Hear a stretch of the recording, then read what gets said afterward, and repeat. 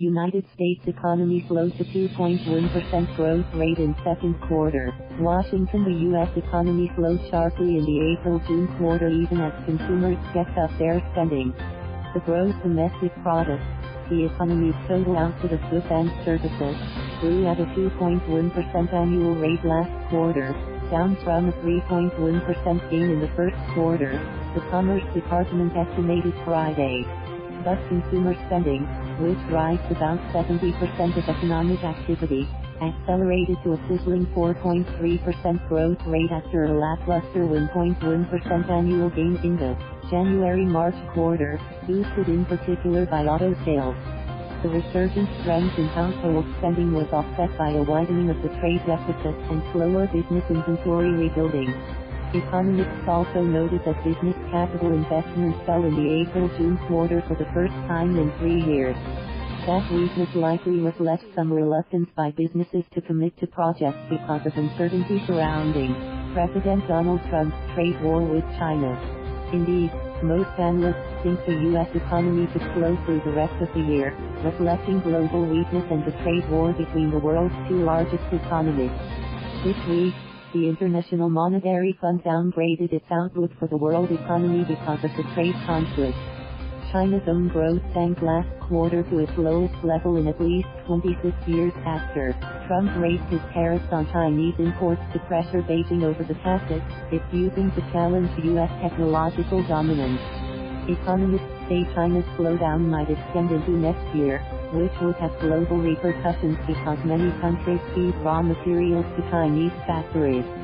Europe, too, is weakening in the face of global trade tensions, a concern that led the European Central Bank to signal that more economic stimulus could be coming soon.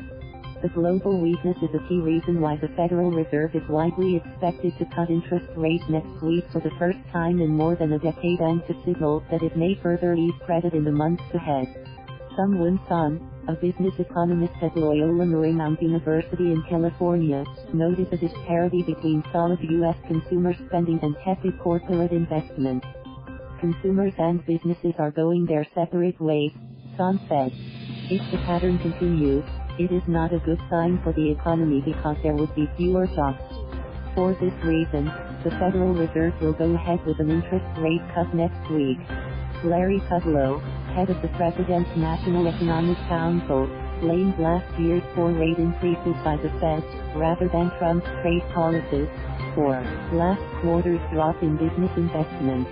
I don't think the trade factor is nearly as important as the monetary factor, Kudlow said in an interview Friday.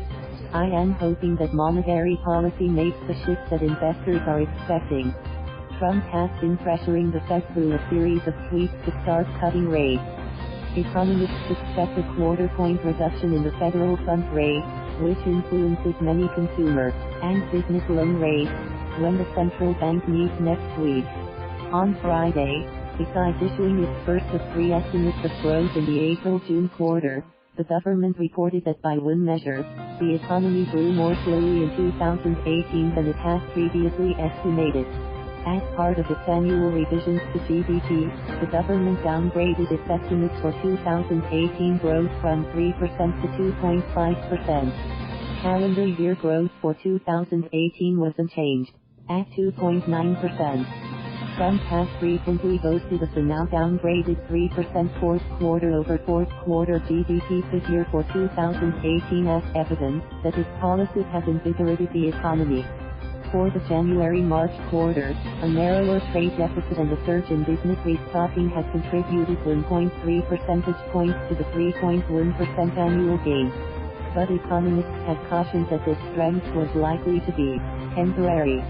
For the second half of this year, economists say they think GDP will grow at a modest annual rate of 2% or slightly lower, leading to growth for the full year of around 2.5%. The 2.9% gain in 2018 has been the best showing since a similar rise in 2015.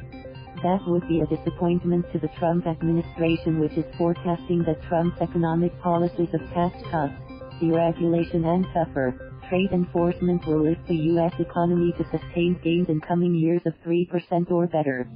Trump often cites the economy's performance at his campaign rallies, saying his policies have lifted the economy out of a decade-long slowdown. He blames on the wrong-headed policies pursued by the Obama administration.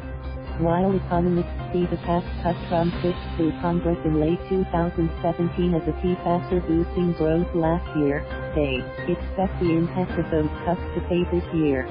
Most think it would leave the economy growing close to the annual average of 2.3% that has prevailed since its expansion began in June 2009. The recovery this month became the longest in U.S. history, 1 month longer than the 10-year expansion of the 90s. Still, the 2.3% average annual growth rate is the weakest for any recovery in the post-World War II period. Most economists say the tepid pace reflected the severity of the 2007 to 2009 recession as well as such long-term trends as the retirements of the baby boomers and slowing worker productivity. The benefits of the 2017 tax cuts are largely played out, Sandy said. I think going forward that recession risks are high, especially if something major goes off the rails such as a resurgence of the trade war or a back exit by Britain from the European Union. Thank you for watching. Please subscribe.